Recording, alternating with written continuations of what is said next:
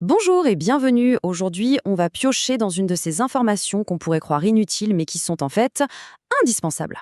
On va décortiquer ensemble une expression française que tout le monde connaît, une expression charmante et, il faut bien le dire, un peu absurde. Alors voilà la question. Pourquoi tomber dans les pommes? Quel est le rapport franchement entre le fait de s'évanouir et des pommes? Pourquoi pas des poires, des abricots? Eh bien, c'est ce petit mystère qu'on va essayer de percer ensemble. Allez, c'est parti pour notre petite enquête. On va voir comment une simple expression du quotidien peut nous embarquer dans un voyage linguistique assez fascinant. On connaît bien la scène, pas vrai? Une pièce surchauffée, une annonce un peu choc et hop, quelqu'un perd connaissance. Mais ce qui est génial, c'est qu'au lieu de dire platement s'évanouir, la langue française a trouvé cette image qui est à la fois poétique et presque un peu comique. Alors, notre premier indice, et de loin le plus sérieux, nous emmène directement au 19e siècle à la rencontre d'une immense écrivaine. Et la voilà, la pièce à conviction. C'est une phrase tirée d'une lettre de George Sand. Elle écrit « Je suis dans les pommes cuites ». Alors attention, ce n'est pas encore exactement notre expression, mais on sent qu'on brûle là. Être dans les pommes cuites, qu'est-ce que ça voulait dire à l'époque? Eh bien, ça signifiait tout simplement être dans un état d'épuisement total, être complètement vidé, à plat, au point de ne plus tenir sur ses jambes. Et c'est là qu'on assiste à un phénomène classique dans l'évolution d'une langue. L'expression se simplifiait. De être dans les pommes cuites, on passe à être dans les pommes. C'est plus court, plus direct. Et puis, pour ajouter l'idée de la chute, le côté soudain, on a ajouté le verbe tomber. Et voilà, le tour est joué. D'accord, mais la question reste entière. Pourquoi la pomme? Qu'est-ce que ce fruit a de si spécial pour devenir le symbole de l'évanouissement?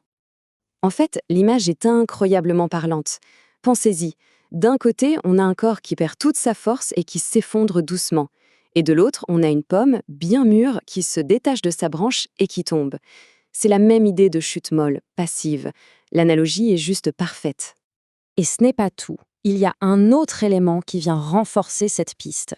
Figurez-vous qu'en Normandie, le pays de la pomme par excellence, une expression très proche existait déjà. On disait « être dans les pommes » pour dire qu'on était très, très fatigué. Le lien entre la pomme et l'épuisement, il était donc déjà là. Bien sûr, comme pour toutes les expressions populaires, il y a toujours d'autres théories qui circulent, certaines un peu plus créatives, on va dire. Jetons-y un œil rapide. Il y a une hypothèse assez amusante, celle d'une confusion de sons.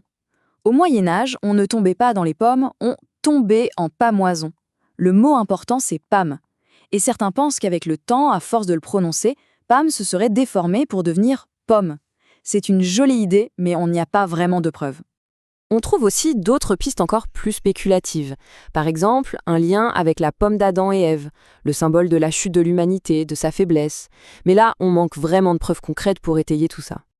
Donc si on fait le bilan, le verdict est assez clair. C'est vraiment la piste de George Sand qui tient le mieux la route.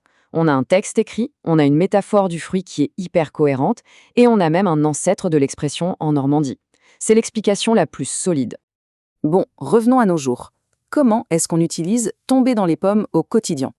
Eh bien, en fait, tout est une question de situation. Dans une conversation de tous les jours avec des amis ou en famille, tomber dans les pommes, c'est parfait. C'est imagé, tout le monde comprend. En revanche, dans un contexte médical, formel, on va évidemment utiliser des termes plus précis comme faire une syncope ou une perte de connaissance. Allez, pour le plaisir, un petit bonus. On va faire un tour rapide chez nos voisins pour voir comment ils parlent de ça.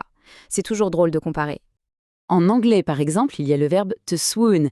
Il est un peu vieillot aujourd'hui, mais son origine est géniale. Il vient de l'ancien français « s'évanouir », qui est aussi la racine de « pâmoison ». On retrouve nos fameuses pâmes de tout à l'heure. La boucle est bouclée.